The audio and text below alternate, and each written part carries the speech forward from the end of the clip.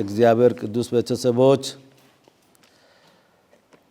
ሲስተሮች፣ እናቶች፣ ብራዘሮች እና ሁላችሁም እንዲሁም ደግሞ የኢትዮጵያ የካቶሊክ ቴሌቪዥን ባልደረቦች እኛ ሁላችን በእንደዚህ ባለ ሁኔታ እዚህ ቦታ ላይ ተሰብስበን እንድንገኝ እኛን ዶሮ ጫጩቶቿን በክንፎቿ ስር እንደምትሰበስብ ሁሉ እኛን በቸርነቱና በፍቅሩ የሰበሰበን አምላክ ስሙ የተመሰገነ ይሁን። አሁን እኛ እንግዲህ ያለንበት አራተኛ የጾም ሳምንት እሁድ ላይ ነን። እንግዲህ ግማሽ መንገድ ሄደናል እና በዚህ በአራተኛ በጾም እሁድ ላይ የዋና ሐሳቡ እግዚአብሔር ሰውን እንዴት እንደሚጠራ ነው። እግዚአብሔር ሰው እንዴት እንደሚጠራ ነው። ከመጀመሪያ ምንባብም ቢሆን ነብዩ ሳሙኤል ወደ እሴይ ልጆች የሄደው ከእሴይ ልጆቹ አንዱን በእስራኤል ላይ ንጉስ እንዲያደርግ ነው። ስለዚህ እንግዲህ ሳሙኤል የተለያዩ የእሴይ ልጆቹን አየ። ይሄ ይሆናል፣ ይሄ ይሆናል፣ ይሄ ይሆናል አለ። ግን እግዚአብሔር ይሄ አይደለም፣ እሱም አይደለም፣ እሱም አይደለም አለ። ምክንያቱም ሳሙኤል ነቢይ ቢሆንም ሰው ነው። ውጫዊ ገጽታ ነው የሚያየው። የመልኩን፣ ቁንጅናውን፣ ግዙፍነቱን፣ ጥንካሬው፣ ኃያልነቱን ነው የሚያየው። ስለዚህ ይሄ ጠንካራ ነው፣ ይሄ እስራኤልን መምራት ይችላል፣ ይሄ ውብ ነው፣ ይሄ እስራኤልን መምራት ይችላል ብሎ ነው። ግን እግዚአብሔር ደግሞ የሚያይበት ሁኔታ ከሰው ሁኔታ የተለየ ነው። እግዚአብሔር እንደ ሰው ውጫዊ እይታ አይደለም። እግዚአብሔር ውስጣችን ያያል። እግዚአብሔር ልባችን ያያል። እግዚአብሔር አስተሳሰባችን ያያል። እግዚአብሔር አመለካከታችን ያያል። ስለዚህ ከዚህ የተነሳ እንግዲህ ከእሴይ ልጆች ውስጥ በዳዊትና በእሴይና በሳሙኤል ያልተመረጠው ዳዊት ነው የተመረጠው። ዳዊትን ደግሞ የመረጠው እግዚአብሔር ነው።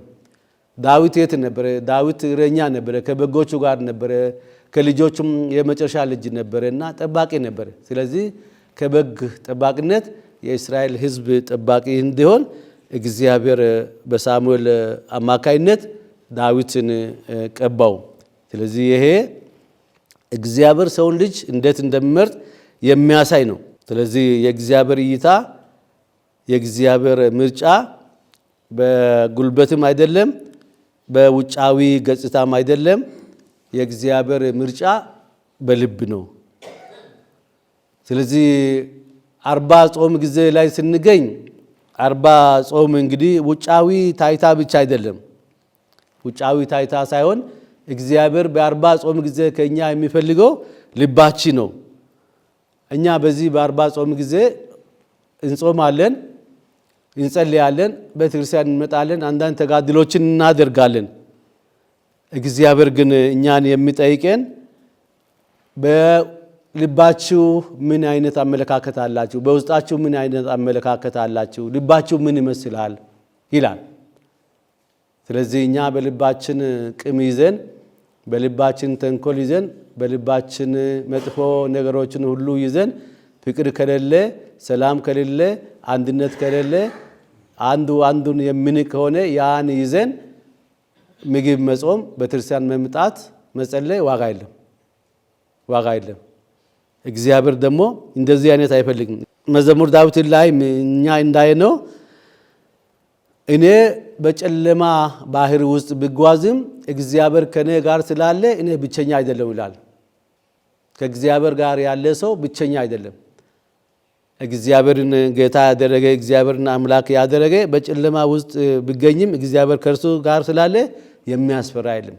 እግዚአብሔር ከኛ ጋር አለ። ከእያንዳንዳችን ጋር እግዚአብሔር ስላለ እኛ አንፈራም። ሌላው ምን ይላል? እናንተ በፊት በጨለማ ውስጥ ነበራችሁ ይላል። እኛ እስራኤላውያን የሰው ልጅ ሁሉ በኃጢአት ጨለማ ውስጥ ነበር። ከአዳም ከሔዋን ጀምሮ በኃጢአት ጨለማ ውስጥ ነበር።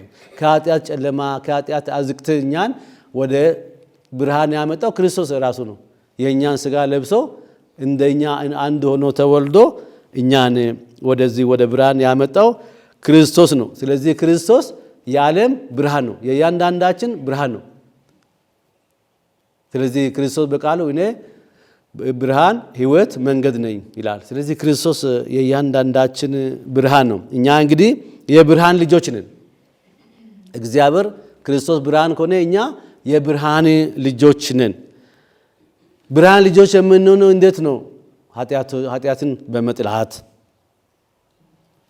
እውነቱን በመምረጥ በሐቅ ላይ መሆን ስንሆን መልካም ስናደርግ በጎ ስናደርግ ከክፋት ከተንኮል ስንርቅ የብርሃን ልጆች ነን፣ የእግዚአብሔር ልጆች ነን፣ የክርስቶስ ልጆች ነን። ስለዚህ ይህ ለኛ እጅግ በጣም አስፈላጊ ነውና በወንጌል ብንመጣ ወንጌሉ በጣም ረጅም ነው። ከ1 እስከ 41 ነው ያለውና በጣም ረጅም ነው። ግን ዓላማው ምንድነው?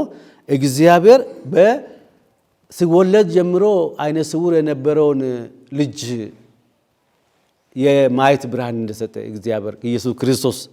ስለዚህ ክርስቶስ የዓለም ብርሃን የሆነው ክርስቶስ ለዛ ከሲወለድ ጀምሮ አይነ ስውር ለነበረው ብርሃን ሰጠ። እንግዲህ ያ ማለት ምን ማለት ነው? ብርሃን ስናገኝ እምነት አገኘ። መጀመሪያ ያ አይነ ስውሩ ክርስቶስን ምን ብሎ ጠራ? ሰው ነው። እኔ እንደ ሰው እንደ ተራ ሰው እንደ አንድ ሰው ነው ያየው፣ ይህ ሰው ነው አለ። ከዛ በኋላ ምን አለ? እምነቱ እያደገ ሲሄድ ነቢይ ነው አለ። ከዛ በኋላ ምንድነው ያደረገው? አምላክ ነው ጌታ ነው ብሎ ሰገደ።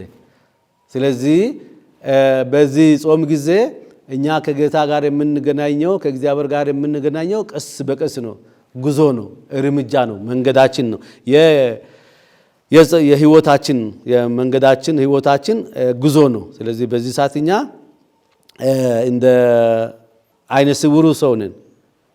ከጨለማ ወደ ብርሃን፣ ካለመኖር ወደ መኖር፣ ከሞት ወደ ዘላለማ ህይወት እግዚአብሔር እኛን በልጁ አማካይነት ጠርቶናል። ስለዚህ በዚህ ጊዜ እኛ ራሳችን መጠየቅ አለብን። እኔ እያየው ነኝ ወይ? አይነ ስውር ነኝ ወይስ እያየው ነኝ ማለት አለብን። የአካላዊ አይነ ስውርነት አይደለም፣ የልቦና አይነ ስውርነት።